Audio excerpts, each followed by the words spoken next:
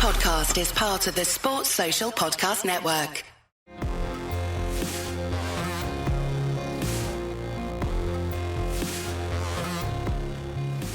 Welcome to Humans of Speedway, and in this episode, one for all of those who say, the BBC never give any coverage to Speedway. Well, they do, because BBC Radio WM, as do many other BBC local radio stations, dedicate quite a lot of time to the sport of Speedway. And BBC WM have a fairly unique offering in that they do full commentary of a number of Speedway meetings, both home and away, involving the West Midlands teams, obviously namely Wolves and Birmingham. And one of the men who does those commentaries and has seen a lot of Speedway, not just as a reporter, but as a fan as well, first and foremost, right back to the early 80s, is Mike Taylor. And he joins us in this episode to tell us a bit more about him and his experiences and his memories of Speedway. And of course, he's going to design his dream meeting at the end as well. So my great pleasure to welcome from BBC Radio WM, Mike Taylor. Thank you. It's lovely to be involved. Now, Mike, take us back to your first memories of Speedway, because it always starts somewhere, usually with a family member or a friend, although there are occasions where this doesn't necessarily happen. But what was your first introduction to the sport of Speedway, and what memories do you have of that? Came with my dad. I went with my dad to Birmingham, because we're a Birmingham family, and although I grew up outside Birmingham, then moved out of Birmingham a bit, all my family, both sides of my family, is in Birmingham. And we used to go and watch the Brummies. Now, to place this is in the early 1980s, and the Speedway historians will know that the Birmingham at Perry Barr, as it then was, closed in 1983. Now, I went there with my dad on a number of occasions, and I'm too young, or I'm not now, I was too young then to be able to tell you exactly how many, but it was certainly enough to register. They would have been about, I would have been about 7 when that track closed in 1983, and then they did go on after that, and they raced at Wheels, I think, after a year's break. But those meetings at Birmingham, that was when we used to go most regularly. We were involved, my dad was involved in other motorcycle sport, which is how I came to start be doing this. But in the week, when we had time, he'd take me to Perry Barr. And so that's where I got to know Speedway. But thinking back over the years and then taking my own children, I can't really picture the racing very clearly, but I can remember the names, and you can remember the atmosphere and the noise that I can remember more than who beat who in what specific race. But so after that, and then later we'd go to Cradley and other places when the Brummies closed down. But that's where my first connection with Speedway were at the old Perry Barr, where the shopping centre is now. There's always a lot of panic around when, and understandably, when clubs close down. And sometimes I think people look at it and think that this is a modern problem of clubs disappearing for whatever reason. But we know, looking back through time, that Speedway clubs have long come and gone. There's very few that haven't at some point paused, at least for a little while. But it does, as a fan, if you've got your team, it's very difficult then to go and support another one, isn't it? And it leaves you in limbo a bit if your team does disappear or even move. It can be a bit of an upheaval. Yeah, I mean, well, that's certainly true, and Birmingham Speedway itself is a good example of that. And I know that there's another attempt to take it over, which is reasonably well advanced. If they get it done for next season, I think this will be the 4th set of owners they'll have had since Tony Moll got it going again in about 14, 15 years ago. And yeah, I mean, most of the clubs in the country, I think been very few that have been continuous since the 1920s. And I know when I looked into it not long ago, there have been various attempts over, if you go far enough back into history, here in Birmingham. There's been at least 4 venues in Birmingham. I found out eventually the house we moved out of a couple of years ago literally almost backed onto one of them that briefly existed in King's Heath in the 1920s, which if my little had known that, we'd have never moved out. We'd go around there forever. Although the track was long gone, but never, that is a feature of it. So, I mean, we'd gone with my dad. We weren't. I don't think we were never there every week. we went there quite regularly. I remember that. But then, I suppose we sort of became slightly itinerant Speedway supporters after that. But Cradley, I remember going to. I may well have gone to Wolverhampton as well as a youngster. I don't recall going there. I certainly remember going to Cradley, but mainly because I could still smell the pork baps, which were the feature of Cradley. And I know that when they revived Cradley, they made a point of finding the guy with the pork back bam. So it's funny what you remember. But yeah, it has always been part of it.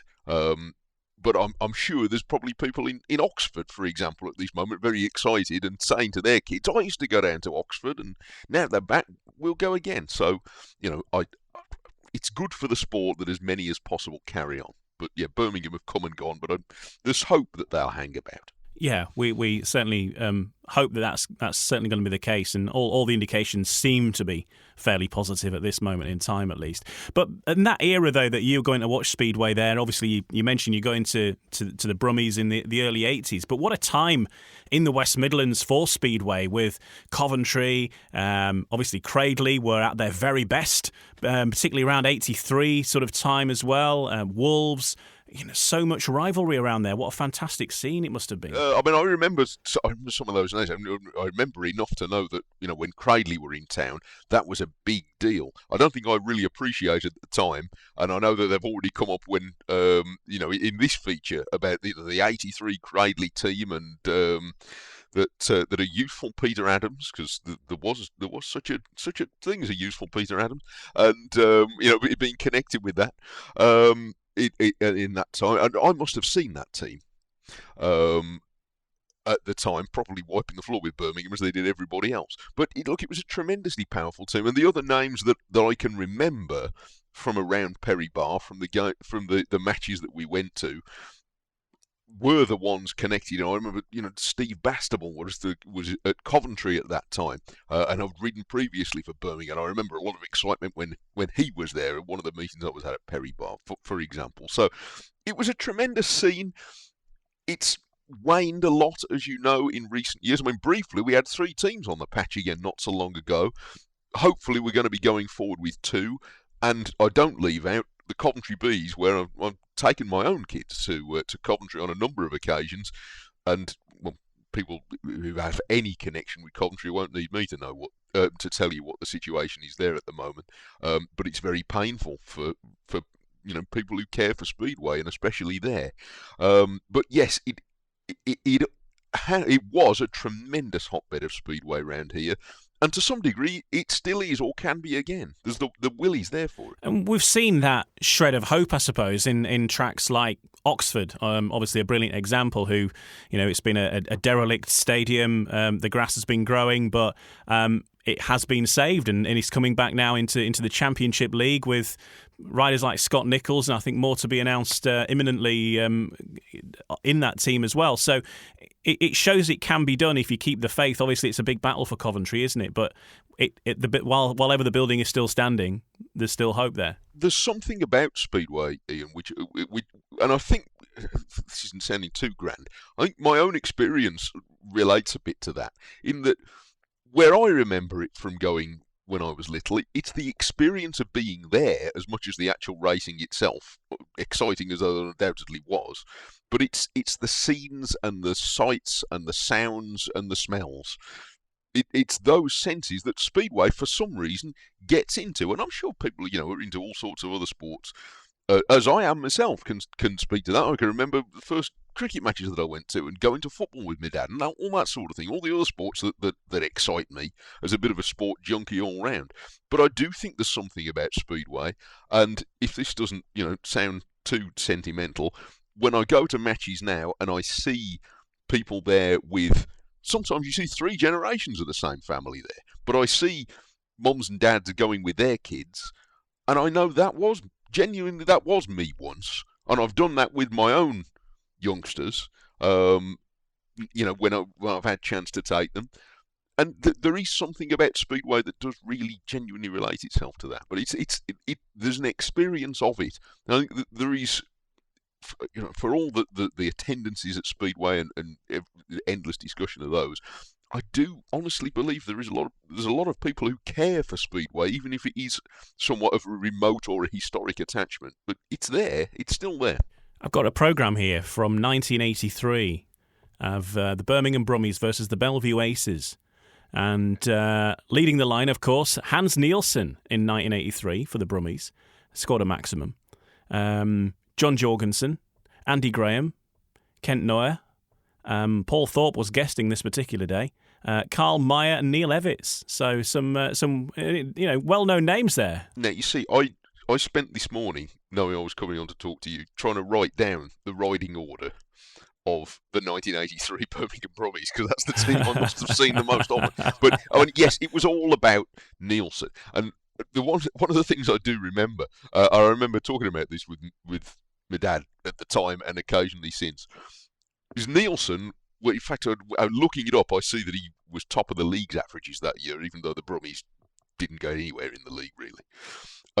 But he was the ace, and he was my hero, Nielsen, as a youngster. He was the one who stood out. And even going back to Perry Barr now, a few years ago, at where the Brummies currently race at the Perry Barr Stadium now, they put up some pictures on the wall of, great riders of the Brummies past, and there he is with the sort of, Art Garfunkel curly hair and all the rest of it. And, I nodded to that picture as I walked. There's Hans Nielsen, because he was the man. I do also remember all the older grumblers round us forever complaining that he never team rides, Nielsen, which was an entirely unfounded claim. I wasn't old enough to know. But I remember, because the first heat was always 3-3. Because the tapes would go up and Nielsen would clear off, and the two from the other team would take care of John Jorgensen, and that was the popular complaint. And so it was always 3-3, and Nielsen would have won by half a lap. I've no idea whether that was true, and I wasn't old enough to take it in. But I remember people going, "Oh, why doesn't he wait for his mate?" Looking at this programme, that's exactly what happened. First heat, 3-3. Hans Nielsen won it. John Jorgensen fell. And, I'm sure that's probably doing both Hans Nielsen and John Jorgensen a disservice, and I can't say as I've ever met in person either of them as far as I know. But I'm sure it was a very harsh punishment. But you know what people are like in sporting crowds and speedway crowds, and I'm sure they still are. Looking at the, it must have been quite a decent win as well, because Hans Nielsen won by... Well, versus the rest of the heats sort of around there, he won by a whole second faster than anybody else went that night. The only person that went faster was Hans Nielsen the next time he went out, where he knocked another second off for how fast he was. So he must have, been streets ahead. Well, he averaged something, getting on for 11 points that year, Hans Nielsen. So he was doing that everywhere, evidently. And the other thing that I remember, you really will have to indulge me here. And I had to look up the details of this to place exactly when it was, but I knew it was of the same era. I went with my dad to London. It was the first time I'd ever been to London, and it turns out to have been the same year. He won tickets off a radio show presented by a guy called Tony Butler, who is within radio is something of a legend, and certainly in the West Midlands he's still fondly remembered. He's still about Tony in his 80s, and he did have quite a few connections with Speedway himself. But he used to do these daft competitions on the radio. I ended up working with him for a while, and he was a fantastic fella. But Dad entered this competition, and he won tickets to the Intercontinental Final, which was one of the stages up to the old World Final, as people fans will know. And it was at the White City Stadium in London. And so, looking it up, I've been able to place. I knew it was 83 or 84, but 83 is when it was. And I remember us going, so we piled in the back of my dad's Vauxhall Chevette, which was the car we had at that point. Went off down to London, which for us felt like going to Mars. And we got hopelessly lost going around London, looking for this stadium. And we stopped and asked for directions with somebody, and they directed us to Lord's instead because they didn't know where it was. We eventually ended up at White City, got there, and went in. And it turned out that these tickets were for the press box. Obviously, Butler's press box tickets. So we're amongst these journalists, and we come wandering. It's my dad and 6-year-old me. Because I had no appreciation of this at the time. So that's probably the first press box I was ever in. And Nielsen won that Intercontinental final.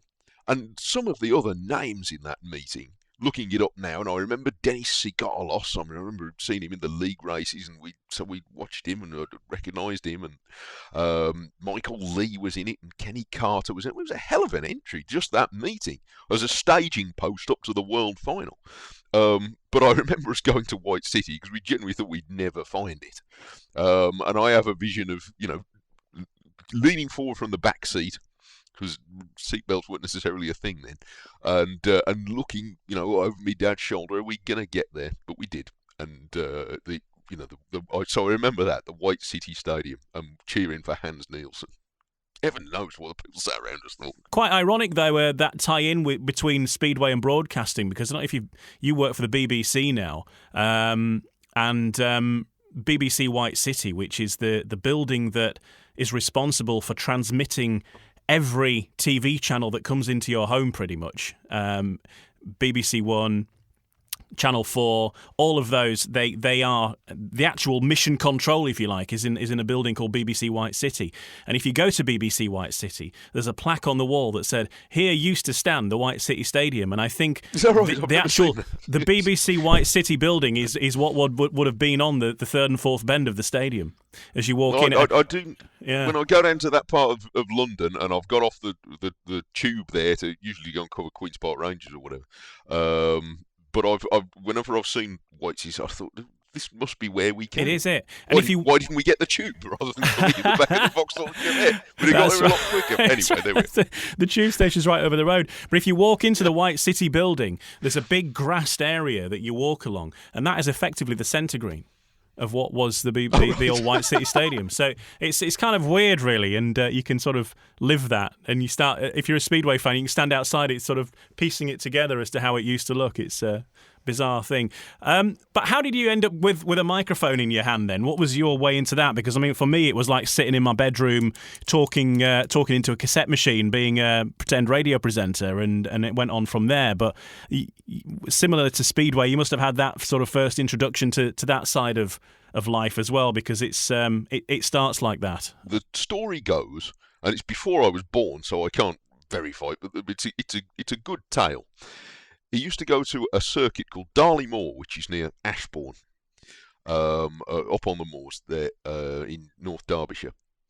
And they used to go there and watch these meetings and stand at one end of the track. But because the public address commentary was a bit in and out, so they'd go home and not actually know who'd won.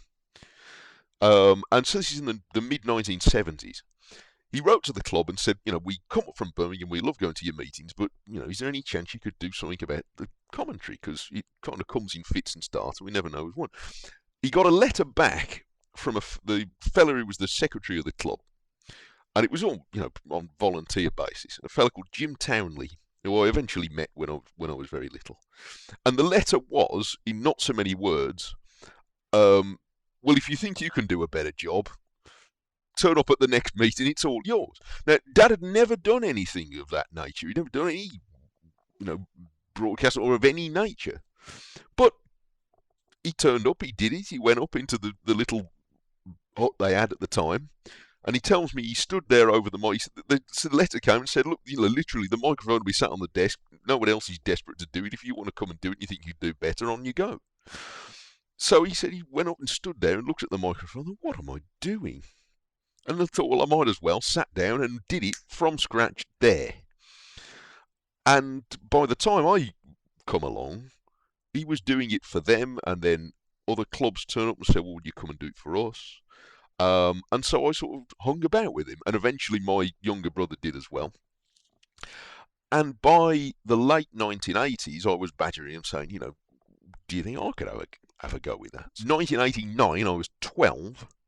At a meeting at Darley Moor, and I took the microphone. I didn't sound like this because I was 12, and I did it. And so I did that with him for a few years until eventually, while I was at university, I managed to get a bit of a gig doing some radio at the weekends. But by the mid-1990s, when I was in my mid-teens, by then he was doing probably 30 meetings a year at the weekends, all around the country at Darley Moor, at Mallory Park, at Aintree, at all these various places.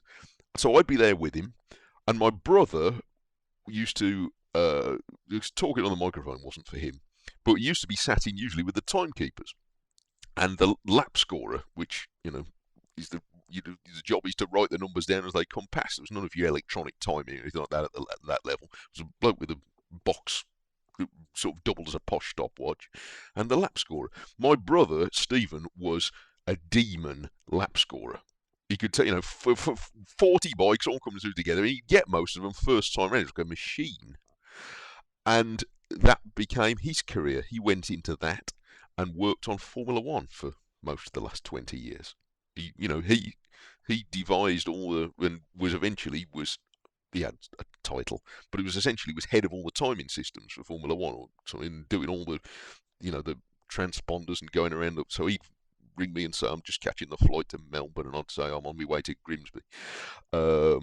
And he still works in that line. He's not working on Formula One anymore. But so my dad picking up that microphone that day in 1975 ended up being careers for both me and my brother. So, but it was never his career, unfortunately, which is he said, because I now know and think that he'd have been a terrific local radio guy, because he was just great talking to people and better than I am at that. And among the club motorbike racers, they adored him because he used to go around the paddock. He only stopped doing it in his 70s a few years ago when he just really couldn't get about anymore. But he did 40 summers doing that. And I was terribly proud of him.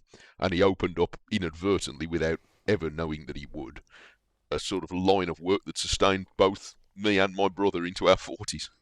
It's a very interesting thing that BBC WM are doing, though, with the Speedway commentary, and that's the thing that you do quite a lot of. But, of course, you do other stuff as well. And Speedway has to fight its way past all these other sports like football, which is dominant everywhere, cricket, rugby union, rugby league, darts.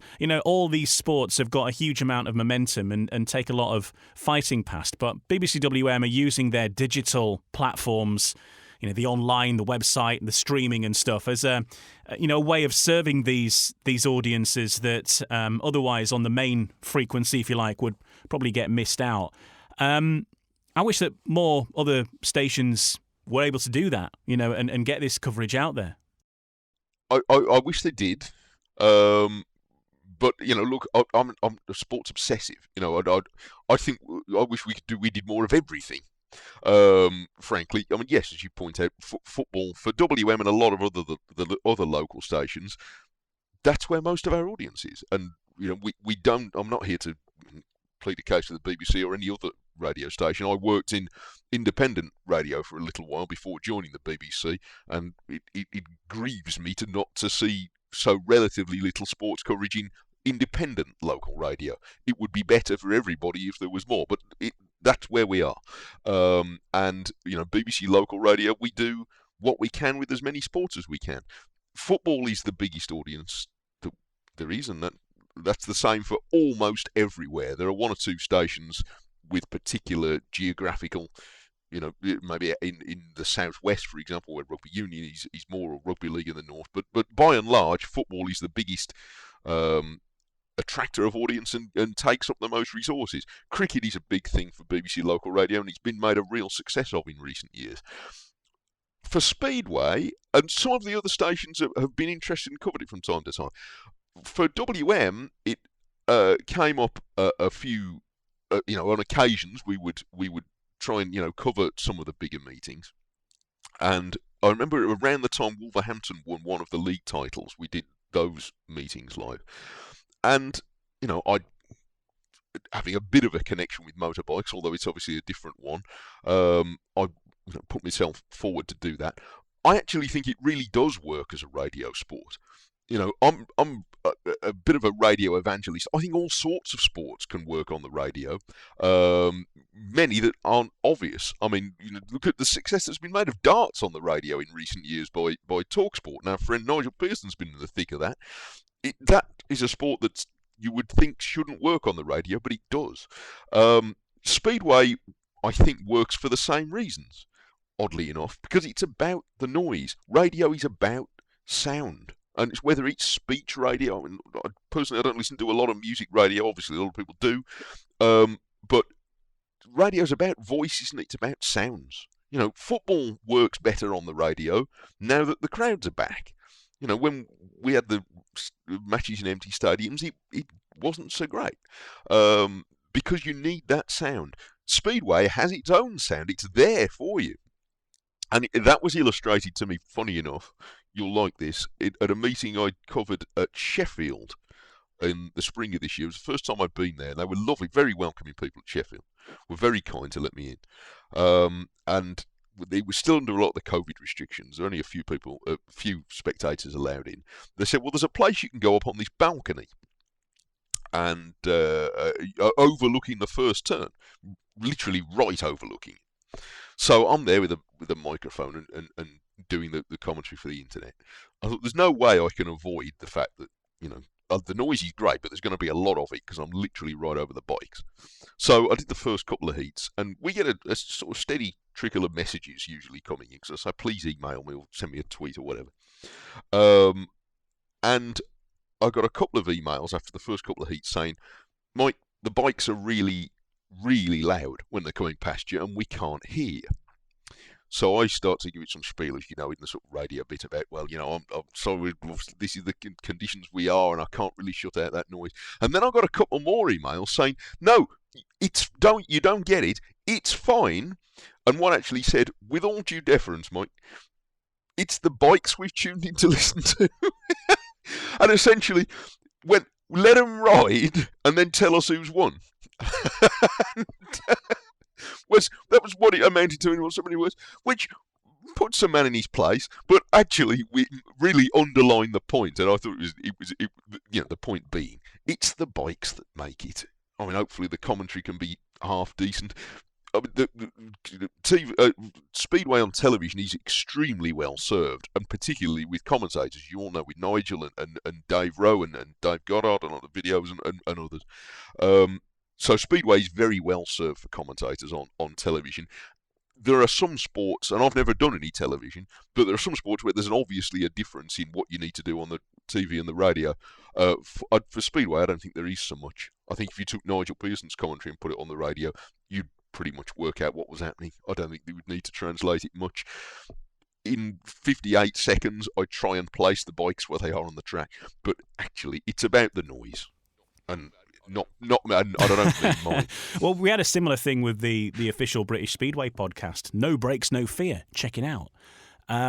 Where right at the start of the season just gone in April, doing an interview with someone, and in the background there was a bike going round, and you could hear this bike thundering round in the background. And I had so many messages about people saying, "Oh, it was just fantastic to hear a Speedway bike again." And you know, that was the winning feature. We did this whole episode with 8 or 9 different riders being interviewed, and it was actually the Speedway bike going around in the background that people cared about. That was very much the case with this, because this was only just after Speedway got going, and people hadn't heard that for 18 months. But, I mean, look, now I think about it, I learned that lesson even as a kid. My dad had records of TT races. And, back in the 60s, Mike Aylward on his Manx Norton or whatever. And on these records, Murray Walker says, this is Mike Aylward coming down to Cregna Bar on the MV Augusta. And it's just 45 seconds of the engine note. And my dad played these records until the grooves wore out. I mean, heaven knows what my mum was thinking. She must have had earphones in. But I remember that, and our house used to resonate to the sound of those. And all right, it was on a record, but it's the same thing. It's about the sound. And motorsport works on sound to a very great degree. But I still think if you asked almost everybody who does these podcasts, what are your first recollections? What's the first thing you think of with Speedway when you first went? It's not somewhere, when you're little, you don't remember who beat who. I'll tell you what you remember. You remember the noise and the smell. That's it. And I bet if you asked everybody, I bet they'd say almost exactly that. And Speedway, for you, being a Speedway reporter on BBC WM, is a bit of a busman's holiday, isn't it? It's something that you actually love attending anyway. But as a sports reporter, clearly you've got the football, the cricket, but you're going to get dispatched to some slightly more left field events as well, I imagine. Indoor rowing's the best. Indoor rowing, wow.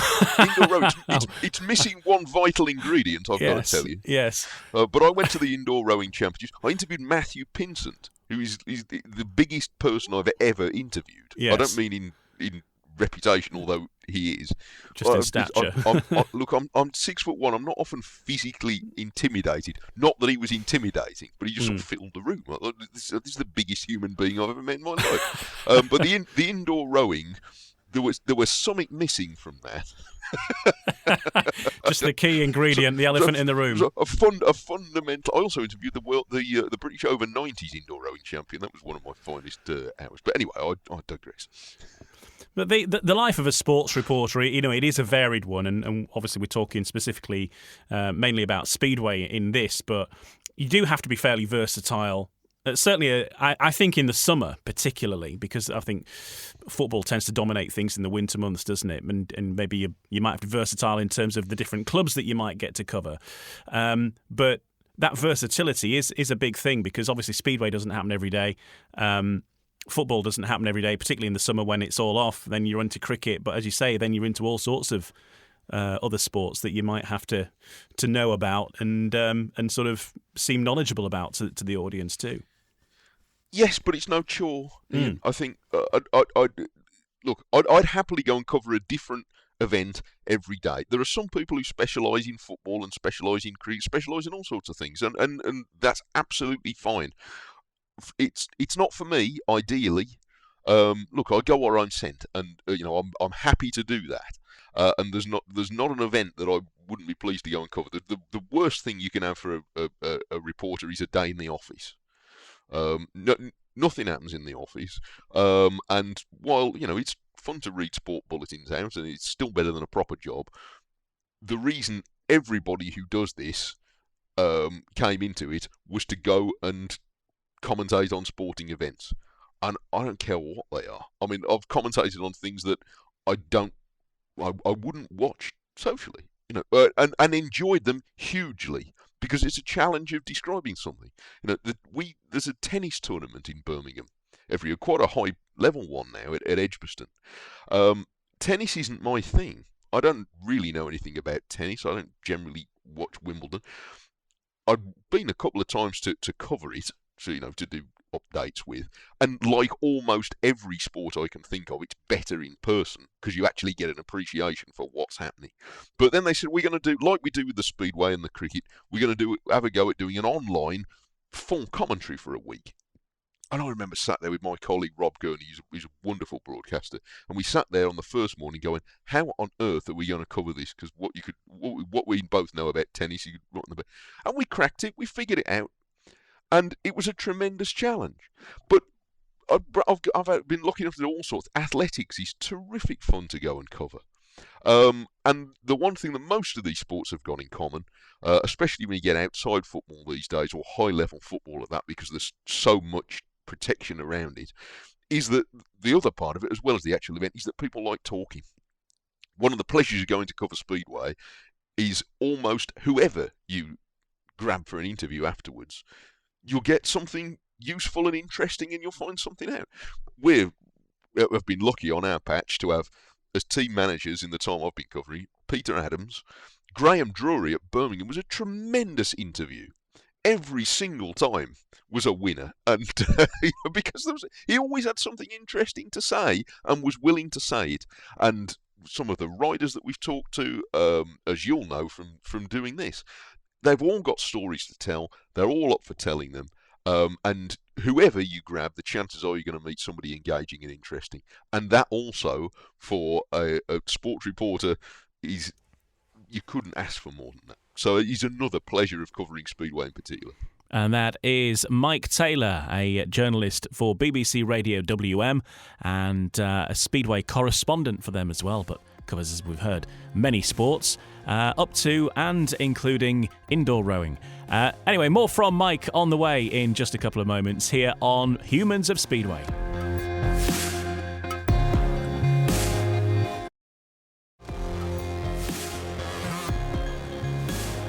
You're listening to Humans of Speedway. I'm Ian Brannan. My guest in this episode is Mike Taylor from BBC Radio WM. And more from Mike in a sec. First of all, to tell you about this, a special offer just for Speedway fans. Free beer! How does that sound? Yep, free beer. What's better than 8 free beers? Well, that's right, 10. Beer 52 are offering our listeners 10 free beers. You need to just go to beer52.com/speedway. You cover the £5.95 postage to claim your free case. And what's more, do it before the 10th of December, you get 2 extra free beers. Usually you get 8 in a case, and they're offering you 10.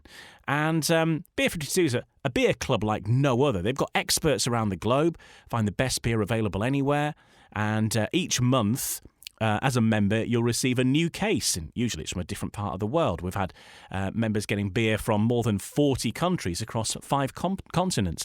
Some surprises in there as well, beer that you probably, if you like your craft beers and stuff, that you might not have tried before. And there's one in my case that I got this last week, and it's a grapefruit beer, which was lovely, and something I probably wouldn't have, ordinarily chosen, but I'm glad I had it, because now I will choose it if I see it again. So if dark beer's not your thing, you can choose the light option instead of having a mixed case, and all sorts of stuff. Plus you get Ferment magazine, you get some delicious snacks. What's not to love? So after redeeming your first case, you'll join the monthly club, which is £24 a month, but there's no minimum commitment. You can pause or cancel at any time. Up to you, right? So no pressure, and you can just get your free one if you want.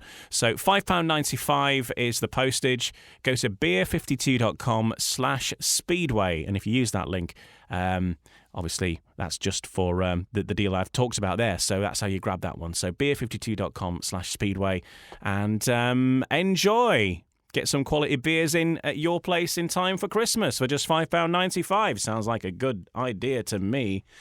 Right now, back to Humans of Speedway and Mike Taylor from BBC Radio WM.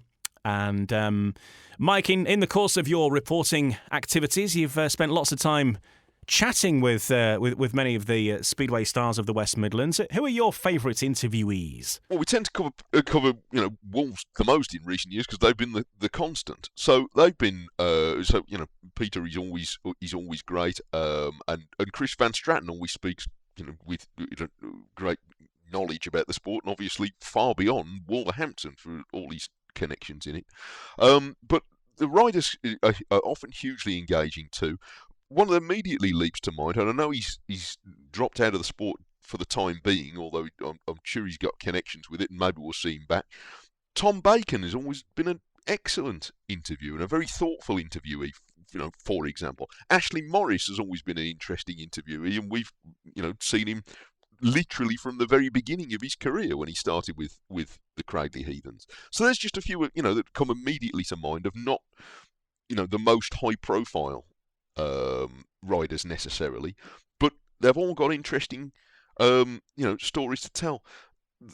Danny Ayres, much missed, was a really engaging person to talk to when he spent time on our patch, and right through the sport. Ty Woofenden, when he was with Wolves, gave us some terrific stuff. But people are very generous with their time, and got interesting things to say. And we've always appreciated on times, past when we've had the capacity to send 2 of us to cover meetings, and we've maybe stationed one of my colleagues in the pits.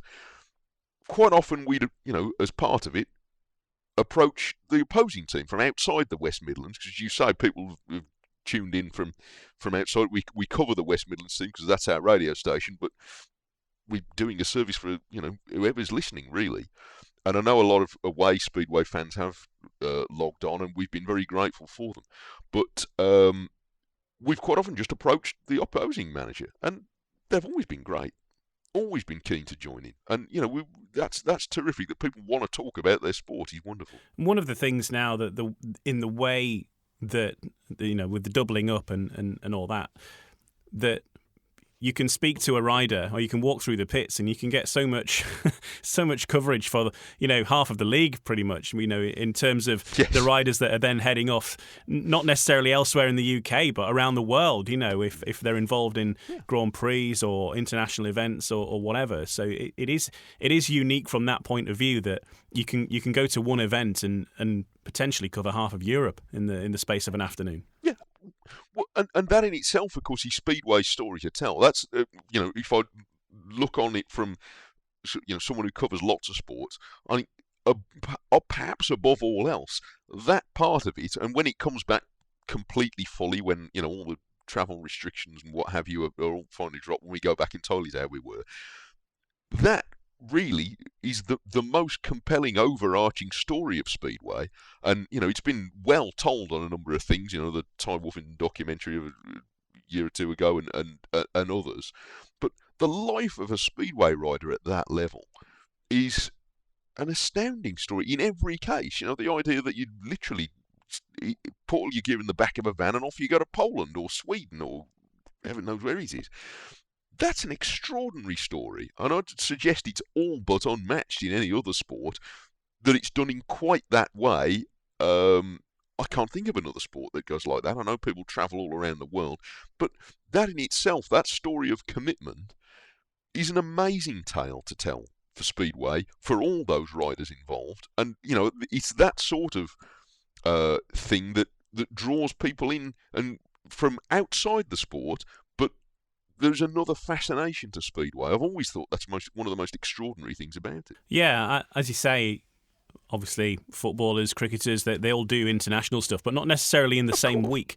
Where in the full flow, I think obviously we're in a slightly different time now, but you had riders riding in 4 or 5 leagues at one point. I think there was someone who was riding, I forget who it was. It might have been Nicky Pedersen or Saifutinov, maybe. I think was racing in Poland, Sweden, Denmark, Russia, and somewhere else. Forget where.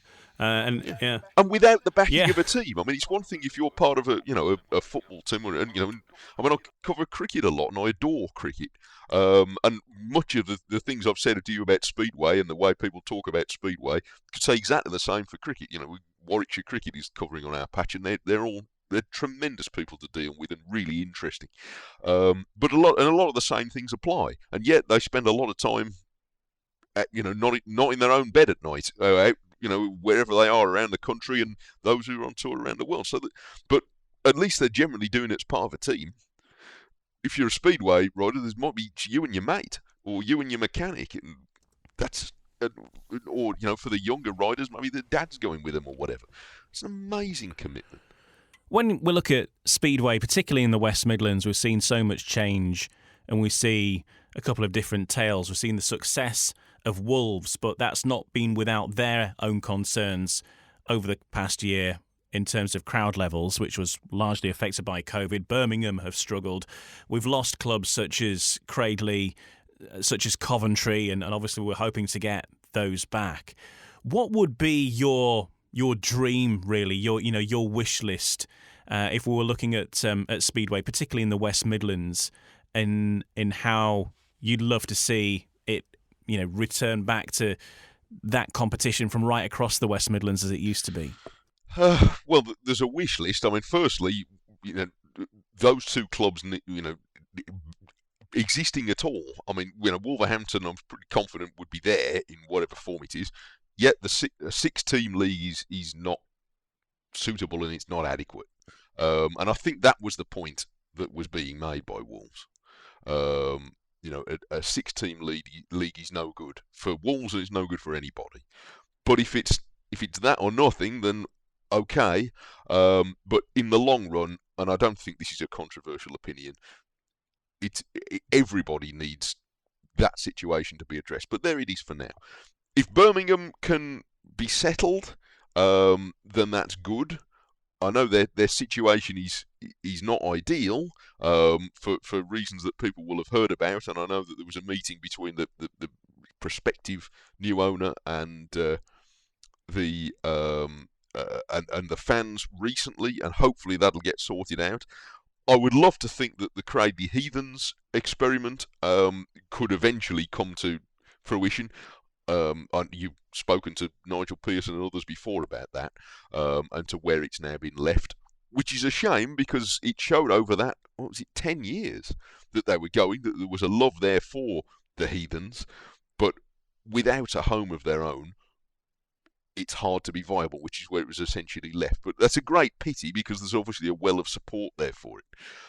Slightly wider than the area that we cover, the most pressing concern as far as Speedway is concerned is Coventry, because there's a huge appetite there in Coventry, undoubtedly, but the longer it goes on, the more difficult that will be to sustain.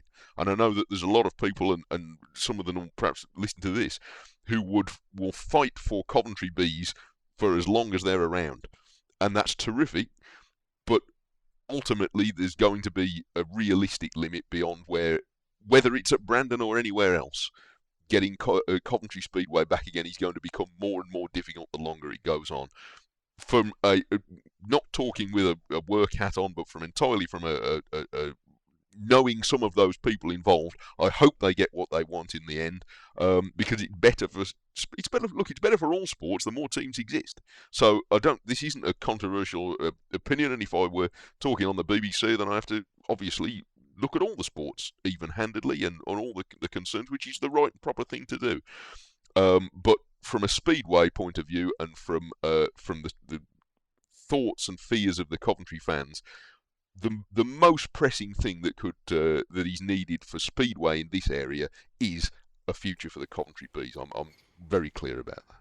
Yeah, we would love to see Coventry back again. Such an iconic place for Speedway, and of course before the National Speedway Stadium came along, was one of the places that hosted the biggest meetings in this country as well. In fact, used to host the British Grand Prix, of course, in its very early days. One other thing just to talk about, and that's coverage that Speedway gets, and you being the BBC man. I remember not so long ago when Great Britain won the Speedway of Nations, and the amount of people kicking off online going, I can't believe that the BBC haven't reported it on the news yet, even though it was like an hour after it had happened. News moves quickly, but not that quickly. I mean, do you get people coming up to you and remonstrating about Speedway's position and how it should be on the news more and all this kind of stuff? I mean, it's a hard battle, isn't it? And each and every one of those people making those complaints had a justifiable complaint, in a sense, yeah. And people say, look, people say to me sometimes, they say, "You're the BBC," as if I am. Yeah, you should do this, and the answer in every case is probably yeah. And do you know what? I'd like to, and the people I work with would like to. I don't know a single sports reporter who's worth their salt who would like not to be at a sporting event today. That's what we do. If they rang me up from the office and said, "Do you want to go back to the indoor rowing, or do you want to go to to Speedway or cricket or ice hockey or I don't know, darts, whatever, you name it?" Yes. Where do I sign? Where am I off?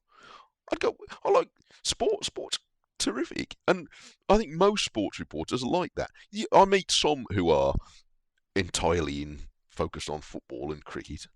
And they say to me, "Oh, well, you're going to cover, And I say, "Oh, what are you doing this week?" "Oh, I'm doing Speedway, or I'm doing tennis or cricket or whatever." And what are you doing that for? "I don't mind. I'd go and commentate on two flies running up a window next door. You can make radio of anything." And Yeah. that's why people like you and me went into it. That's why we did. On that point, though, when it was lockdown 2020, not a great time for many sports commentators because there wasn't much sport to commentate on. Did you commentate on everyday happenings in your life just to sort of keep your skills sharp? Commentating on the bin man arriving or the postman or the milkman or anything like that? You don't think we were all doing that? in my head. Look, I've been doing that since I was 6. I mean, I grew up with my dad doing that, going on the motorbikes at the weekend. And almost every person I know who does this, and I respect, that a colleague of mine who used to be a radio producer, a fellow called David Heen, who I used to work with. I know David. He was on a lot of stations in the north. You know David, yeah. Mm-hmm. He used to have a phrase that he said, I remember him saying to me once, he said, "We all started on radio bedroom." True. And we did. Yeah. And we did. And we can all bore for England. Because you never want to get trapped in a lift with a sports commentator, I'm telling you. Because we're all the same. We're all a bit like that, and our families all roll their eyes to us because we can go on endlessly. And, I can't remember to put the bins out, but I can tell you who won this sporting event in 1973, and I wasn't even born. I try and keep it in my head, and I've tried to do that now since I was a kid, and people looked at me funny. I try and keep it in my head until I'm on the radio, but but don't let any decent sport commentator kid you that they're not doing that really to themselves, because they are. We're trying lines out on ourselves. I promise you we are. Yeah, true story. One of my best friends is a sports commentator, and if you're playing air hockey against him, you get the full commentary experience. It's like the FA Cup final. Okay, well, we'll pause there for a sec. And in a moment, we're going to find out about Mike Taylor from BBC Radio WM's dream Speedway meeting. What would it look like? We'll find out together in just a few moments here on Humans of Speedway.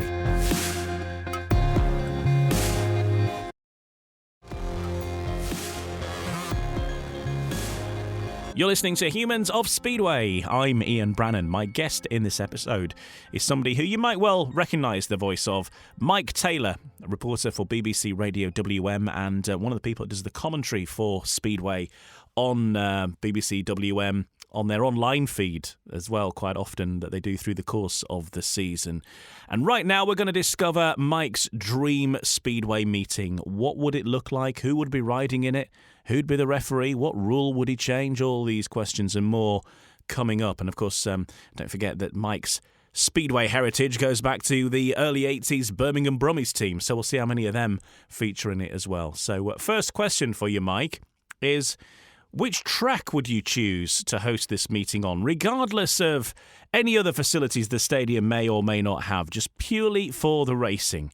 Which track would you hold your dream meeting on? I can't help but like the quick ones, and I spent a lot of the Speedway coverage at Wolverhampton, which is great, and I've seen some fantastic meetings at Wolverhampton. I know it's a track that doesn't suit everybody, and that some of the riders like the faster sweep, but that's part of the challenge of it.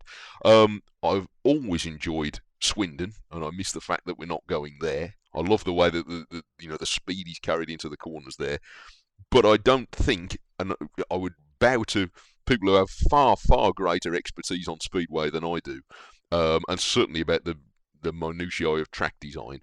But has there been a better Speedway track for racing built in this country over the last 90 years than the National Speedway Stadium at Bellevue? Because I'd have liked to have gone there if there was. Because every meeting I've been there to has... the racing's been terrific. You can apparently ride whatever line you like and be competitive, and it's been a thrill. So I know a lot of effort went into getting that absolutely right, and they did. Yeah, and the if you've not listened to it yet, dear listener, we did the chat with Chris Morton at the start of the year, and he talks about that, and he actually says that he doesn't think, certainly at the time of recording, that the best had been got out of the track yet, because still all of the lines that they designed hadn't actually been found as far as he'd seen. Well, I hope I'm there when it is. I think the first one I did there was a National League meeting, Birmingham and Bellevue Colts, and it was fantastic meeting. It was a lot of. I think there was a young Dan Bewley in it, but nevertheless, obviously relatively inexperienced riders, and they still made half a dozen thrillers out of it. Yeah. It's an extraordinary feat to have designed that track. So however they managed to do it, it's tremendous. There are lots of other tracks with excitable features, but I can't believe there's been a better designed one for the racers than that. And it's the riders who would know, but as a spectator, I am entertained. Okay, well, the next question is, which stadium would you put that track in? Because, as you say, if there is a chink, perhaps, in the armour of the National Speedway Stadium, it's the fact that it probably is just a little bit too small on the capacity size for the big mega events, and certainly in the most recent British Speedway No Brakes No Fear podcast, Phil Morris mentions that. So which stadium would you put the National Speedway Stadium circuit in to address that problem? There would be a steward's inquiry in this house if I didn't say in the Millennium Stadium. If you could somehow widen the Millennium Stadium about 50 yards and fit a track into it, because we as a family have gone to Cardiff several times. We've taken the kids there. My wife is not into sport particularly, but we've gone as a family, and we've adored the atmosphere and the noise and everybody being around. So who wouldn't want to have your Speedway event in amongst all that noise and hoopla and atmosphere, and resonating around the stadium? You'd have to say that. Yeah, and it gives such a different sound as well, doesn't it? With the roof closed, the bikes sound different. They've got more meat to them almost. And great to have that event back, of course, next year, 2022. Well, 2 events, because you've got the under-21s on the Sunday as well. The GP2, as it's called, but basically one of the rounds of the World Under-21 Championship. So whilst we've lost Somerset, of course, with the pairs traditionally on the Friday night, it's going to be a Saturday and Sunday job and a big weekend. I enjoyed Somerset. I only went there once. Yeah, it's a nice place. Speedway once. And it was a pity that it closed, because I'd have liked to have gone back. I sat on a big bank there in amongst a load of undergrowth. Guerrilla commentary, sat with my microphone trying to find somewhere I wouldn't bother anybody, but had a decent view of it. And I quite enjoyed it there. So I'm sorry it went. Yeah, and it was always nice there, and sit on the bank in. If you could get a nice summer's evening with a can of cider in your hand, it was absolutely perfect. But yeah, it's a bit of a shame that. But anyway, that's where we're at. Not much we can do about that one. So you're 1 to 7 then. This can be any rider, any era, alive or not. No points limits. It's go for your life. It's just as well no points limits, because this would come in about 112 for all of it. But look, I thought, how am I going to write 7 names down? So I thought in the end, I'm just going to have to write down the first 7, because otherwise this would become an impossible job. But I had to write Hans Nielsen first, because he was my hero. He was my first Speedway hero. So I had to write Hans Nielsen.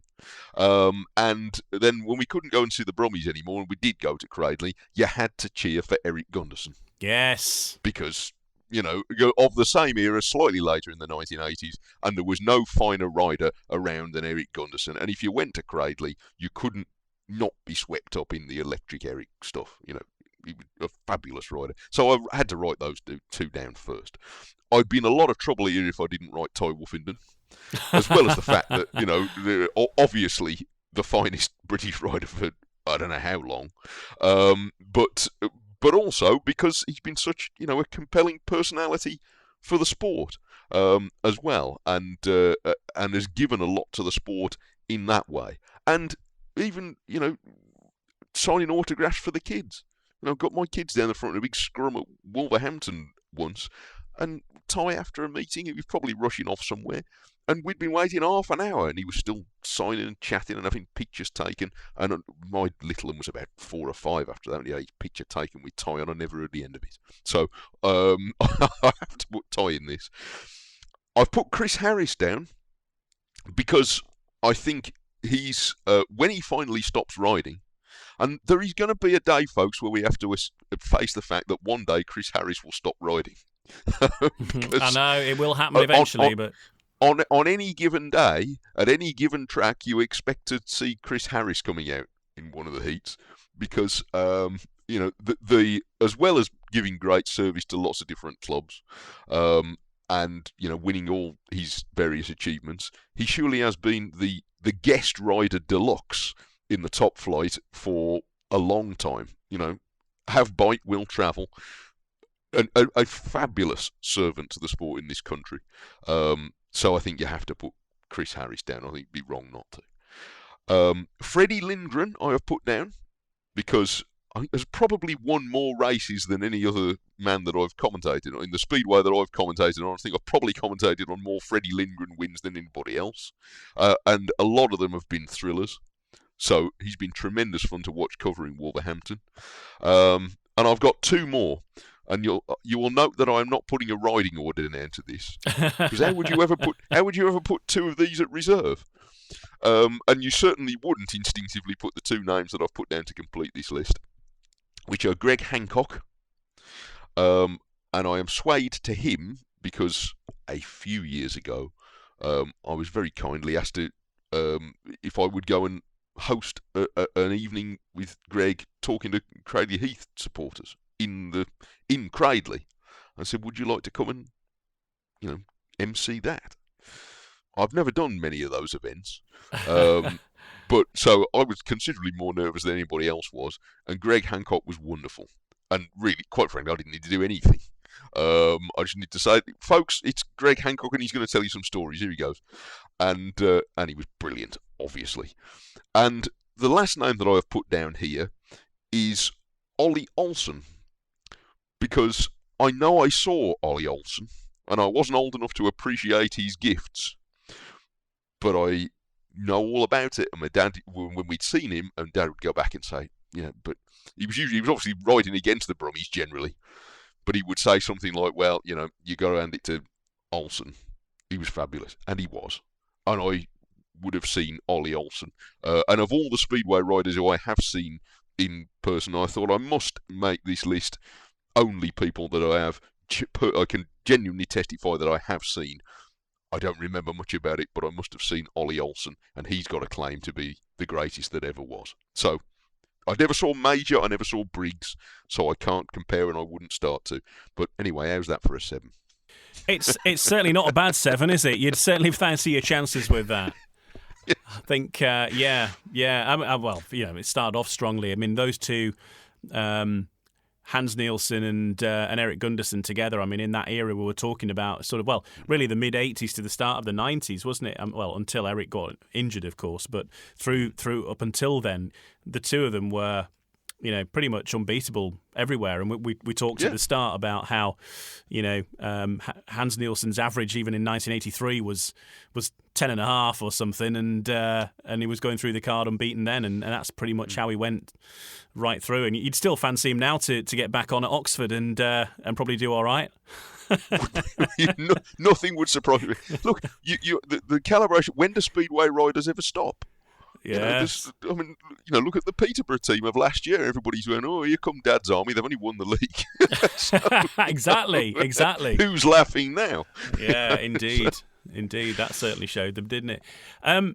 When you're being a reporter and so on, probably a lot of your time is spent talking about decisions of referees. Is there a referee, in your experience, that tends to run the meeting a little bit more like clockwork? Or I'm going to stand a little bit aside from this because I look, when I'm commentating, and quite often I'm in the box above the referees, so I've no idea whether they can hear me or not. I hope they can't, because it'd be off-putting if anything else. And it's a job that I would dread to have, because they're going to get stick. And when I see fans turning around and pointing at the box, I don't envy them. So, and I'm certainly not proficient enough to judge who are the best referees. I've been at meetings that a lot of the leading referees have covered. I'm going to say Tony Steele, partly because he's a popular choice, and partly because the meetings that he runs tend to run very well. But I can't say that I am speaking with great authority, other than to say anybody who wants to put themselves in that seat and hold themselves up to that challenge, and it goes for other sports as well, but especially so for Speedway, then I raise my metaphoric hat to them, because I don't think I'd be up for it. And I'm not sure I see too many former riders putting their hand up for it either. So No. If they know to steer clear of that position, then I'm prepared to take their view. I think maybe we should ask Nigel and Kelvin to do it one day, and then we'll see where we end up. It is and it's a long. I mean, if you want to know more about referees, and I do plan to get some more referees on this podcast over the winter months, but we did one with Chris Durno, who's FIM referee he does long track now, and so he's quite big on the long track scene. But he does the domestic. I think he was referee of the grand final actually in the Premiership this year, or one of the legs at least. And he was talking about the process you have to go through to become a referee. It's a long old process, and for referees, it's sort of like a second job where effectively the pay really just barely covers your costs. So it's almost it's just slightly better than a voluntary position sometimes, depending on how far you have to travel. It's a lot of hours and a lot of study. And they've actively tried to get riders to go into being referees, because one of the first criticisms from riders is, well, the referee's never ridden a bike in his life, how would he know? And it's that we are begging for riders to become referees, but we never hear from them. And by the way, that extends to commentators too, because I've never stood astride a Speedway bike, and I can't imagine the circumstances that I ever will. And I'm quite happy to let the professionals get on with it, by the way. I'm certainly not queuing up for it. You know what you know. But look, if you're a I don't think it's my place to be too critical of riders. I think I can say when somebody's ridden well and when somebody's made an obvious mistake, but I'm very cautious about going too far. If your experts want to say that, if Kelvin Tatum and Samo Malenko, they can speak with authority, and people who, in that position, and Speedway's had some very good ones, Chris Louis and Jan Stakeman have been very good. They speak with authority. It's not my place. It's my place to describe. It's not my place to criticise. Yeah. And I would say, similarly for referees. By the way, even if a referee is impeccable and everybody agrees they've got every decision right, nobody goes away from a meeting saying, wasn't the referee great tonight? Very rarely. But if they get one decision in any way wrong, everybody goes away and says, oh, the referee. And that, again, by the way, goes for absolutely every sport. It's not unique to Speedway. So I wouldn't want to be one.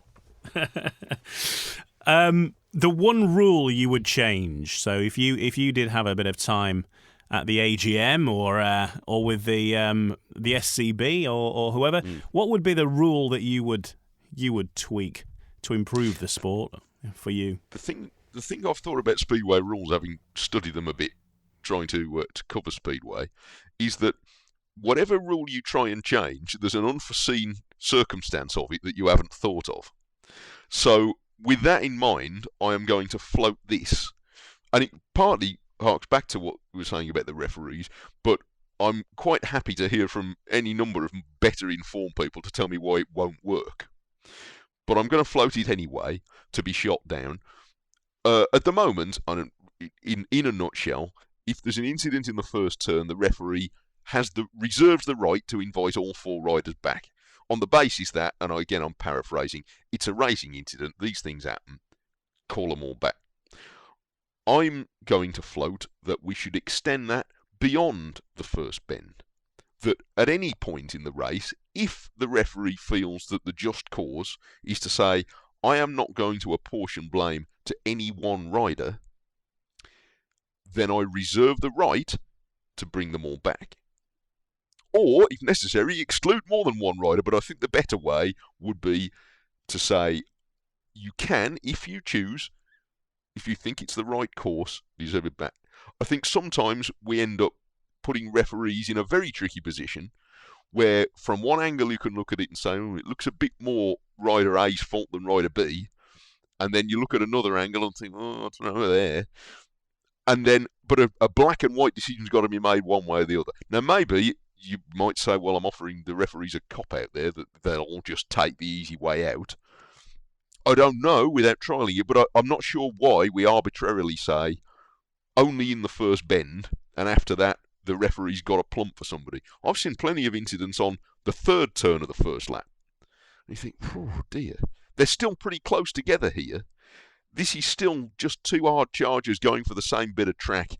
And, if you were the team manager, you'd be disappointed if either one of them gave way. But the referee's got to pin it on one of them. I'm not sure that that's always necessary or desirable. But I look forward to correspondence saying, Mike, you don't know what you're on about because of X, Y, and Z. The other thing I'm going to say is from a spectator's point of view, because I grew up with it as a kid, I think every meeting should have a contest for the golden or silver or bronze helmet at the end of it, because at Perry Barr, when the 13 heats were done before the second half, there would always be, I think it was then the Daily Express golden helmet. And whoever was coming to defend it would have to defend it against Hans Nielsen, and he would win it, and then he'd go and defend it at wherever he was riding next, Oxford or Cradley. And it was great, and I understand why we don't have it now, but I think we should bring it back. The challenge race at the end of the meeting for whoever happened to be the touring fella with the prize at the time. Bring it back, I say. Bring back the golden helmet. I think there'll be quite a lot of people that would definitely like to see that. And, the final part of your dream meeting then, we need the opposition. You've come up with your team of all-stars. You've got one or two from Cradley 83 involved, so I'm assuming it's not that. But over to you. Who's your opposition? And this is an actual team, a complete team that did exist at some point in history. I think that I should put in, even though they'd be on a hiding to nothing against that team, and by the way, who wouldn't? But I think that I should put in the 1983 Birmingham Brummies, because they were the team that I cheered for when I was little. Now I'm going to have to replace Hans Nielsen, because I've already picked him, because he's riding for Team Taylor over there. But I think it would be the right thing to do to put in this fantasy meeting. But I'm going to look down, and I can't give him Eric Gunderson either as a guest. So I am going to give them, who I think was well up in the averages that year, and I certainly saw racing against the Birmingham Brummies, as well as in that meeting at White City. I'm going to offer them as a guest, the great Dennis Sigalos, one of the great American contenders. So I don't think that's a bad exchange. So he can race with John Jorgensen in Heat 1, and then in a variety of riding order, Neil Evitts. Now, I'm sure I remembered, Neil Evitts and Paul Thorpe used to be the demon pair of reserves when I first went. But when I look now, I find that Neil Evitts had gone up to number 3 by the time of mid-1983. So, I don't know. I'm going to leave it to the team management to sort out. But Neil Evitts, Sean McConnell, Andy Graham, Kent Noah and Paul Thorpe, there. They can take on all comers. Good luck. Give us a B. Yeah, good stuff. And Paul Thorpe and Neil Evitts, regular listeners will know I grew up as a Bradford fan, and they were quite a fearsome pair for Bradford after the Birmingham days as well. So it's a nice memory. I'm sure, and I'm stand to be corrected, but I have a vague memory of them being at some stage, perhaps early in their careers, the 6 and 7 for Birmingham, with Evitts and Thorpe. But that could be a very fuzzy memory of when I used to, try and fill in the programs in enormous 5-year-olds handwriting. Yeah. But I remember seemed to try and write Evitts and Thorpe, and because I had handwriting of a 5-year-old covering half the program with it. But anyway, so a greater historian, Brian Bork, or somebody will correct me about what I've got wrong about the Brummies, but it was a long time ago. On that programme I dug up earlier, Neil Evitts was definitely number 7 in that match, but Paul Thorpe was further up. But so, yeah, you probably are right at some point. They probably did start the season together there. Well have done. Mike Taylor, thanks very much for joining us. It's been great speaking with you, and thanks for sharing some of your stories and your life as a top reporter in the West Midlands area. And look forward to hearing you, no doubt, back again next year with some more commentaries on WM. It's my pleasure, and I hope so. And if I can indulge one more word with you, I'd like to take this chance just to say thank you to everyone in Speedway who's made us welcome, especially at the West Midlands tracks at Wolverhampton and Birmingham and the Cradley promotion when they were going, who've been very generous with their time and allowing us to come and broadcast at their tracks. But in addition, all the other places that we've been, this year, for example, I covered meetings at all of the other top flight tracks. I would love to go to more. I know that some of the people who log on would love us to be at more meetings than we are. We do get to as many as we can. But thank you to those who've listened to those. But a particular thank you to all the tracks who've allowed us to come in and broadcast from there. I've been very generous with that. And to all the riders and managers, etc., who've spared the time to talk. And I hope that we shall meet again in 2022. And maybe I can get to 1 or 2 tracks that I haven't been to yet. I'd love to do that. But thank you to everyone. Top stuff. That is Mike Taylor, our guest this time round on Humans of Speedway. And of course you can hear Mike on BBC Radio WM all year round, but particularly when the Speedway season is up and running. If your team, or indeed you are a fan of one of the West Midlands tracks, then always check out the BBC Radio WM website, because they do some commentaries online, just purely online, so look out for those. They usually do share them as well, but always worth checking out and listening to Mike describing you the action. Now, don't forget to check out some of our previous episodes of Humans of Speedway. We've got some recent ones, including with Chris Louie, with David Howe, and with Mechanic to the Stars. He's perhaps known, but has had quite some good feedback, actually. Ian Stavros Slater, who's been a mechanic for many of British Speedway's top stars over his time, and some great stories in that episode as well, particularly for the Workington fans. So do check that out if you are one of those. And some older episodes, we mentioned in this one, Chris Morton, spoke to him at the start of 2021. Gary Havelock, Jeremy Doncaster, Kelvin Tatum, Phil Morris, all sorts of names in there. Please do take a listen to those. And more new episodes on the way. Keep an eye on our social media pages to find out who will be next. We've got quite a few in the pipeline now, right through until next year. We've made it to 2022. I've got my first one of 2022 already in the bag, so look out for that. But a few more to come before the end of the year. So keep an eye out, and we'll speak to you next time on Humans of Speedway.